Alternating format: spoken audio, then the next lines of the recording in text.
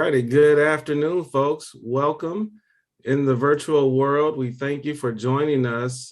We bring to you this conversation today as part of an extended series that's sponsored by the Center for the Advancement of the Humanities at Marquette University.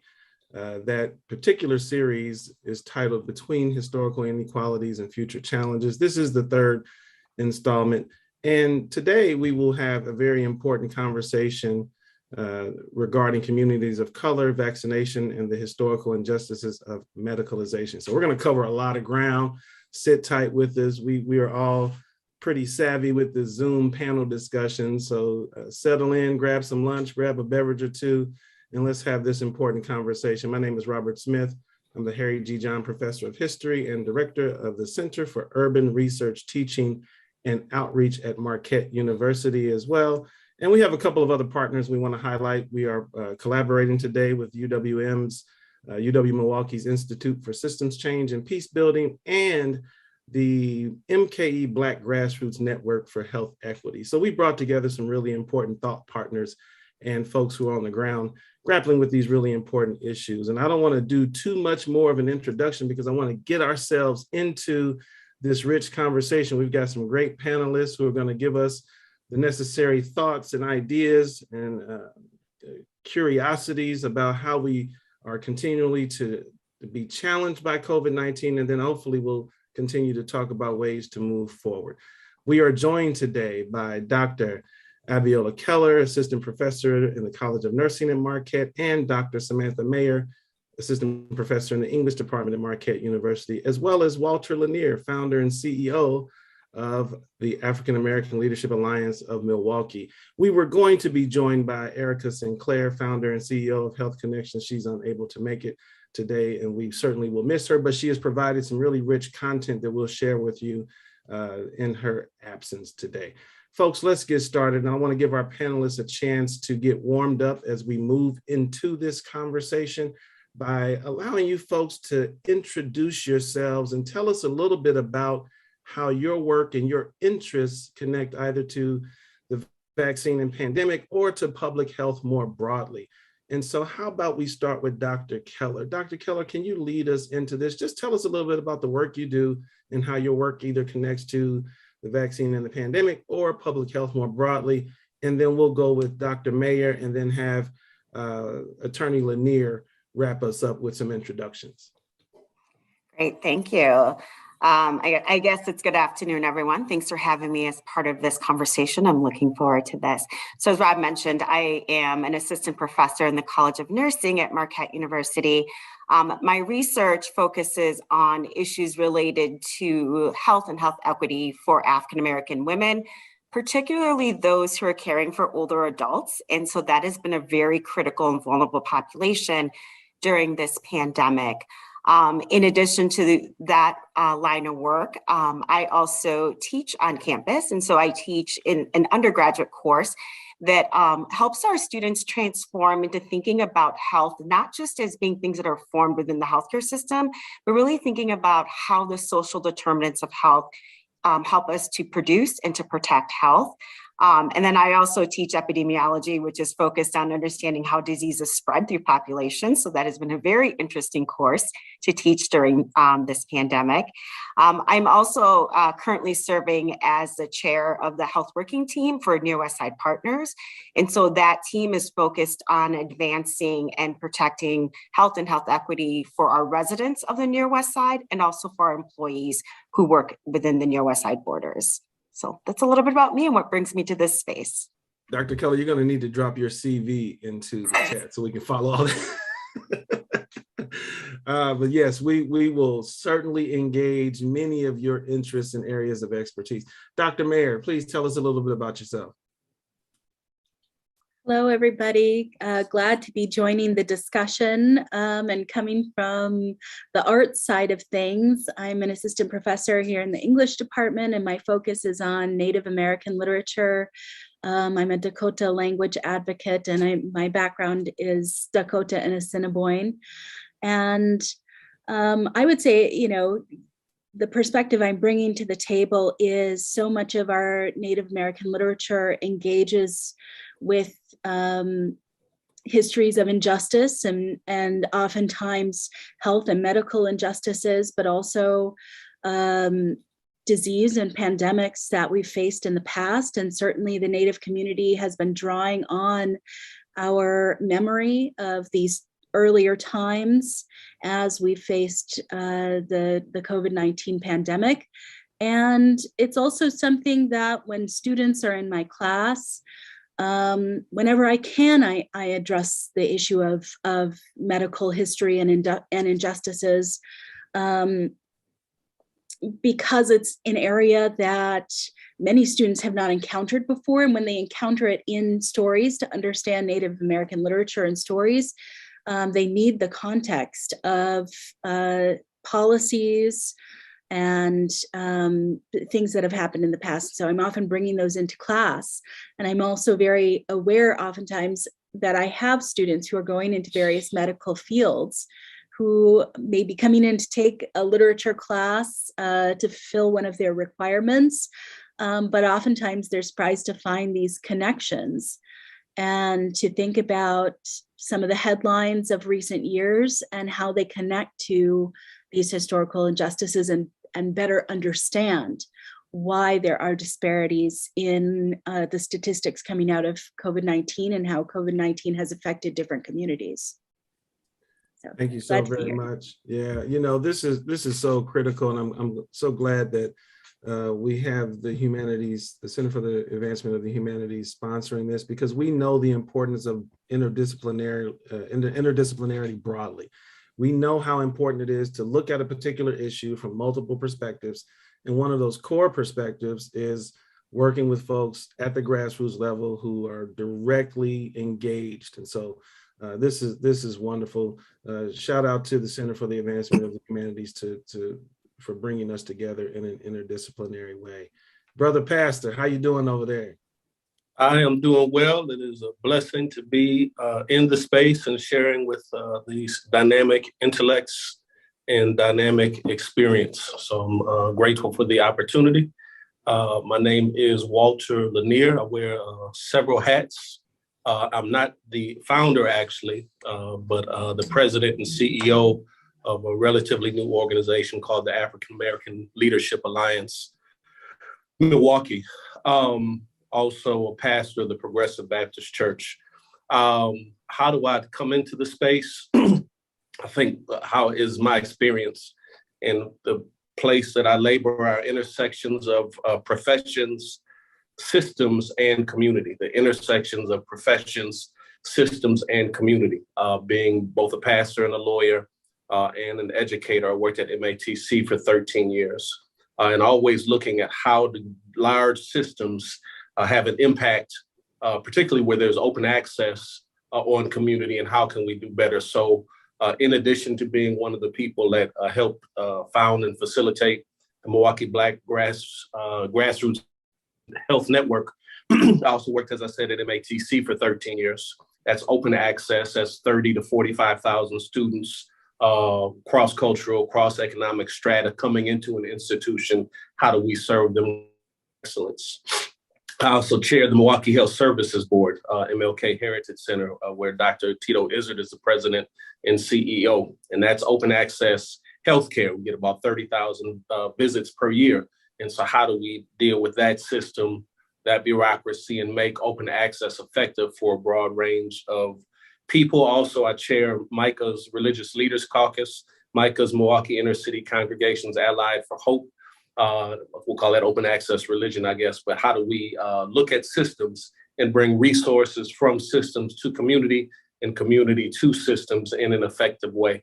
Last thing I'll say before we jump in. So the Black Grassroots Health Network actually grew out of the beginning of COVID, where myself and a couple of other people, Jeff Roman, who's now the director of the Office of African American Affairs / Equity for the county, Quentin Cotton, who was pursuing his doctorate in public health.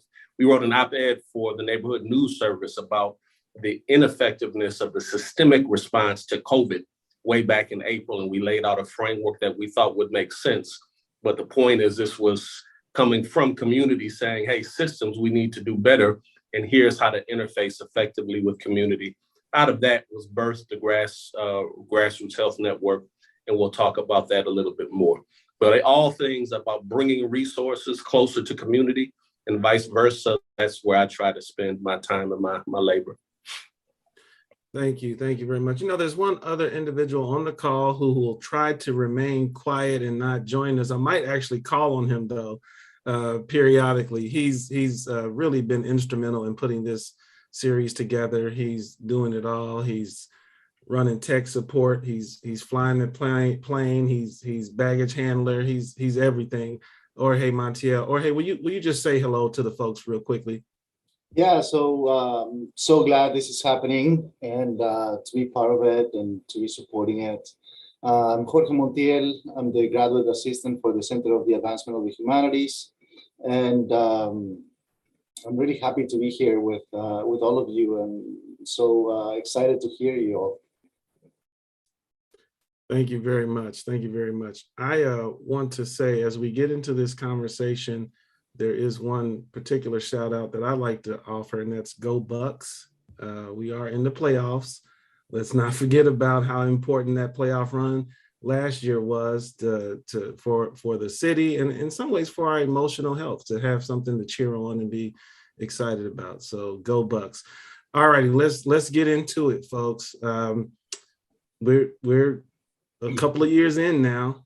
We have seen and been places with this pandemic that in many cases we don't want to revisit, but it's still with us. Can we talk a little bit about vaccine rates? Where are we with this all too important conversation around vaccine rates? And then we'll get into some continual issues and challenges, but let's get a little bit of data and some ideas about that. Dr. Keller, can you lead us into this conversation in this portion of our panel? Where are we with this vaccine issue? Sure, I'm happy to do so, Rob. So in looking overall, I'm going to focus on Milwaukee County because I think that represents the interest that we have. In the data that's updated weekly from the county, we're looking at about 62% of our residents who have at least one dose of the vaccine. And as many people are aware, in order to be fully vaccinated, the recommendation is that you actually have 2 doses. And then up, for adults, there's a third dose as a booster. So, I'd say that there's still work to be done. And then as we look at groups by, race and ethnicity and social identity, we look at for our white residents, 65% of them have 1 dose, and about 61% are considered fully vaccinated. For Latinos, we're looking at about 62% that have 1 dose, around 55% that are fully vaccinated. For our African-American population, there's definitely a lot of work we can be doing that we still need to be doing there. So about 48% have 1 dose and 43% are fully vaccinated. And as we look at our Native populations, and that's an interesting data there. So within that group, about 79% have received at least 1 dose, and 72% are fully vaccinated. And when we look at the Asian population within the county, 78% have received at least 1 dose, with about 68% being considered fully vaccinated. So definitely, some groups are doing better in terms of vaccination rates than others. But across the board, there's still work to be done. Great, thank you, Dr. Keller. Can you let folks know where you are extracting, so that at the very least they have heard from an expert where we should go get accurate information? Yeah, so Milwaukee County actually has a whole host of data that's available on their website as part of their COVID-19 surveillance program. So you can look at not only the number of new cases, how hospitalizations are doing, but also the vaccination data. And you can look at things by all the way down to by zip code as well. So if that information is available through the Milwaukee County website, and right on there it says vaccinations and testing, and this is also the COVID-19 dashboard, which is a great visual of all of this information. Absolutely. Thank you very much. Attorney Lanier, Dr. Mayer, do you all want to jump in at all and offer any commentaries and thoughts about vaccine rates across communities of color based on your experiences and the folks you engage with? Any thoughts to help amplify and make even more sense out of that data? Maybe I'll just jump in quickly and talk a little bit. So I just to add another resource, which I think the Gerald L. Ignace Indian Health Center has been doing, putting great resources on their website, and then also doing a YouTube series of town halls. You know, they're transitioning it now as, you know, pandemic is changing. Perhaps we're moving into an endemic, but they've been putting out great information. So that's where some of my information comes from. And then also, I think they're drawing on the same resources here and the same statistics. But I will say the high rate of vaccination in Indian country, I think thinking of the Native population across Wisconsin and then more broadly across the United States, follows this line in general. I think we have a really nice high vaccination rate here in Milwaukee, but you know, that gets a little bit lower as we move out. But part of the reasoning for that is because I think Native people have a long memory of dealing with disease and pandemic, and there was a big push in Native country to get vaccinated, take care of the community. There's still work to be done across, and especially in getting the boosters. I think I see lagging in the data there for Native populations, but I think we'll talk more about it a little bit later. But I think the way that COVID spread, with the Navajo Nation in particularly being an incredible hot spot early on in the pandemic, really drew Native communities to wanting to be vaccinated and pushing this out to the community. You know, Dr. Mayer, actually, can you stay with that? Can you tell us what you're alluding to? And then I know Attorney Lanier, you wanted to jump in. We'll come right over to you, but please continue, because I think folks are needing to hear what you have to share on that. Yeah, if we think back to the early days of the pandemic 2 years ago in the spring, you know, the biggest hotspot right out of the gate, at least in the United States, was New York City, of course. But then right on its heels, we saw this major outbreak on the Navajo reservation. And it became, you know, the hotspot for COVID-19 spread in the country. And at that time, we didn't have these resources. We didn't have, you know, the vaccine. And I think I'll just speak personally, when everything shut down and we started hearing about COVID-19 and this new outbreak and pandemic, a new disease, my first thought and much of the reaction in Native communities was a worry for our elders. And in Native communities,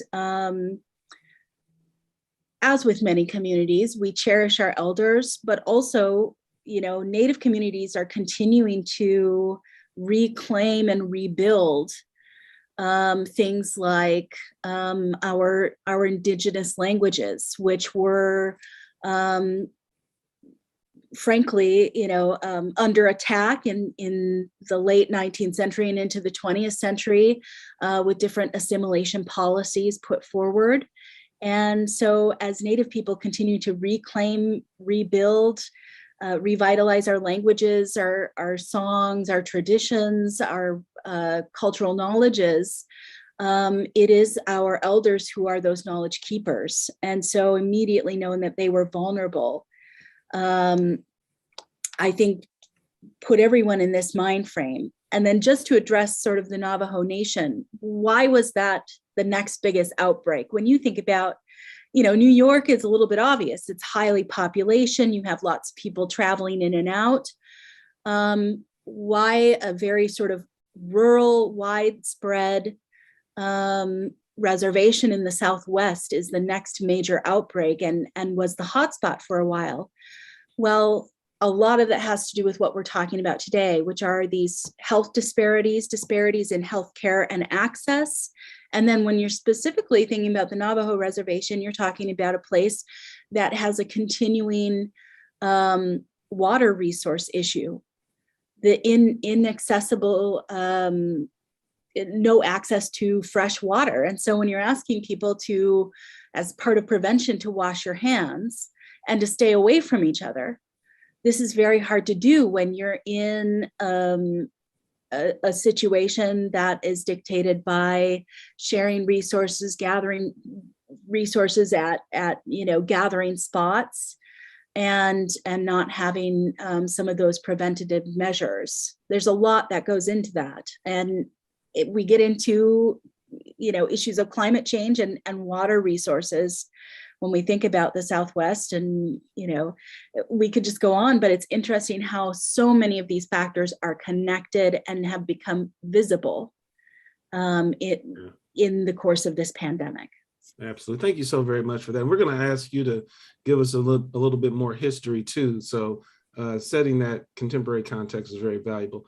Pastor Lanier, why don't you jump in and offer some other commentaries for us as we think about vaccine rates and the like? Yeah, lots of thoughts. When we, in April of 2020, as I mentioned, myself and Jeff Roman, Quentin Cotton, Erica Sinclair were involved in some things. Host of others, other people were doing it too, did this op-ed and identified some areas of significant concern around response. And it's awesome and admirable, the number of institutions that jumped in, IGNACE, the FQHCs, civic response teams. But in the context of health disparities, as excellent an effort as we put forth, we're still gap filling. And as I've talked about this over the past 2 years, we should never forget that, because there's the health disparities that were in our systemic, and there are gaps in the system. And so some of these outcomes and the continuing disparities were just incredibly predictable because of the systemic gaps in the first place.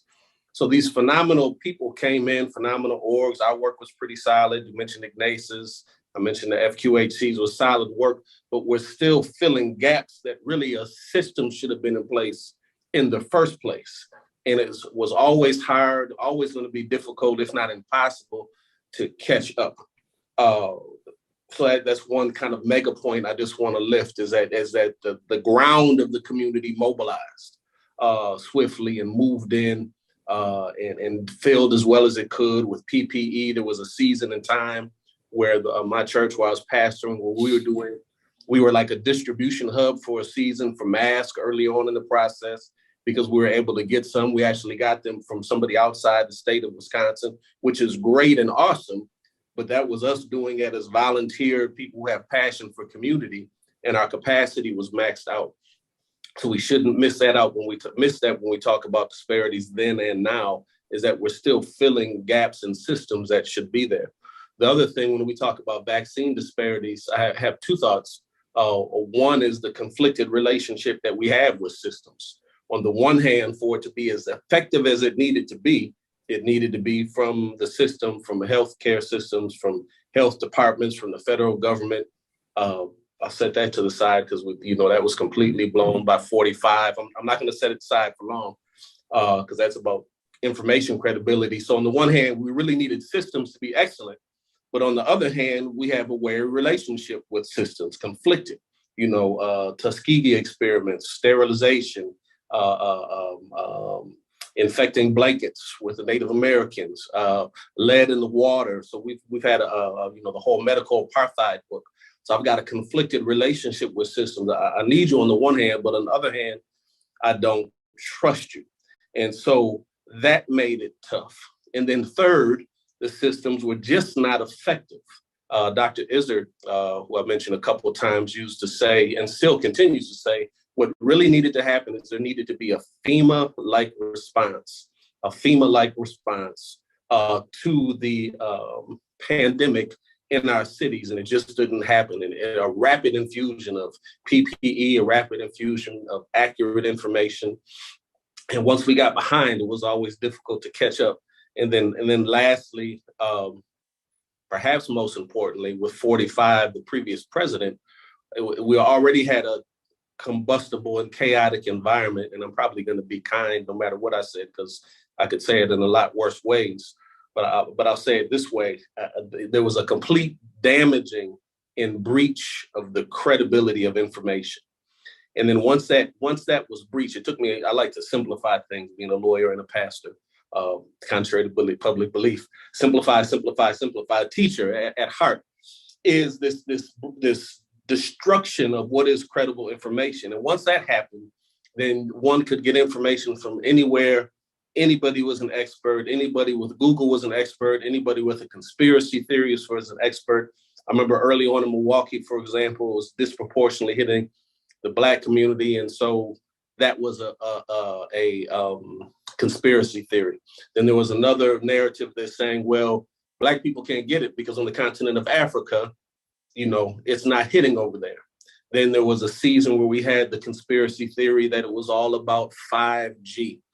And so all of that was manifesting, and because there was not a FEMA-like response, because there was not a credible source of information from somebody's bully pulpit, then we were kind of left to fend for ourselves, to determine in some sense who was credible and who to follow. And then the last thing I want to mention is, and I don't know if this is the case, it's just my thought based on what ultimately happened in Native American communities, based on the data that was provided. And then I think about my own leadership of my church. Early on, I could see all of the things that I just talked about, particularly the lack of clear, credible information. And so I said to myself, my God, I always want to help as much community as I can, but I only have influence there. Here I have a bully, a literal pulpit, people who will listen primarily to me. So I got super hyper focused on getting clear, accurate, credible, consistent messages to the people over whom I had responsibility for leadership. And we lost very few, single digits to COVID. And so we were able to have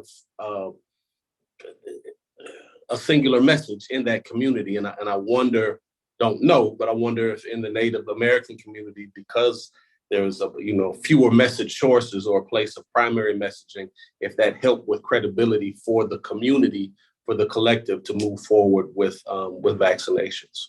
So those are some of my thoughts. Yeah, thank you so very much, because you really laid out, for the folks joining us today, we wanted to talk about vaccines, certainly, and where we are with vaccination rates, but we also wanted to get into these very issues.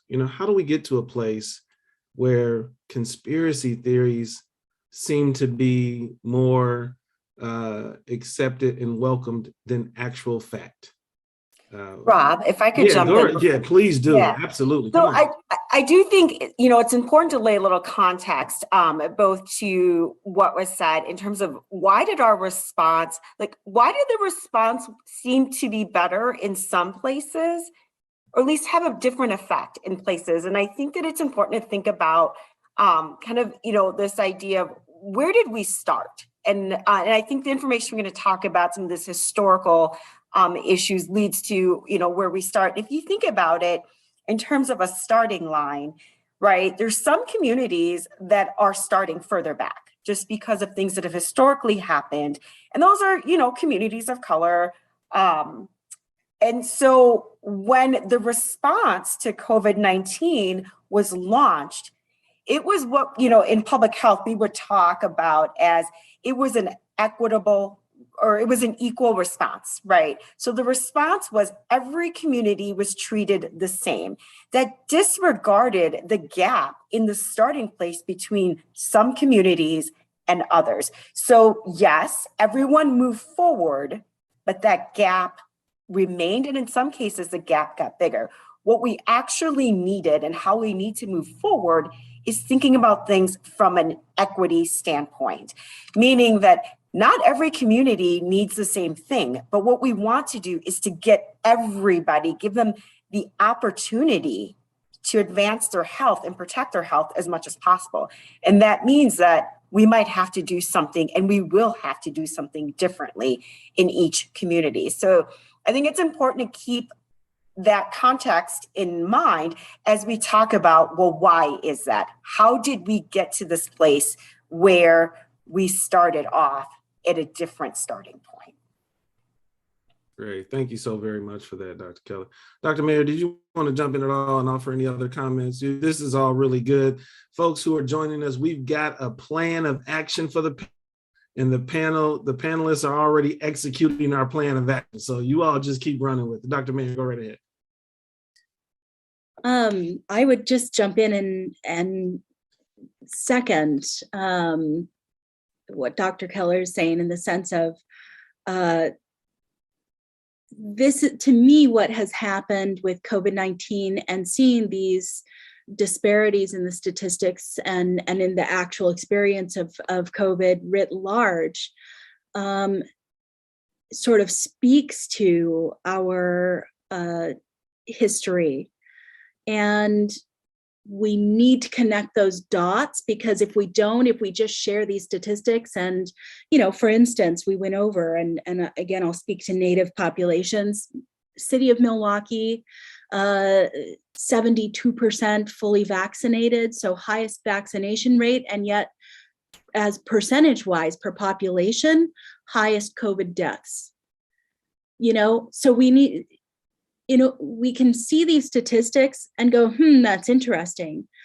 But if we aren't well versed in history, which we don't tend to be, especially with these hidden histories and suppressed histories about, white supremacy and racism and how this worked in healthcare and how it works in our bodies, we are very liable to sort of actually inculcate these ideas about race and biology if we don't understand the historical link. And the reason that, for instance, in the Native community, you have, a higher percentage of people with those comorbidities that might make a COVID case be deadly. I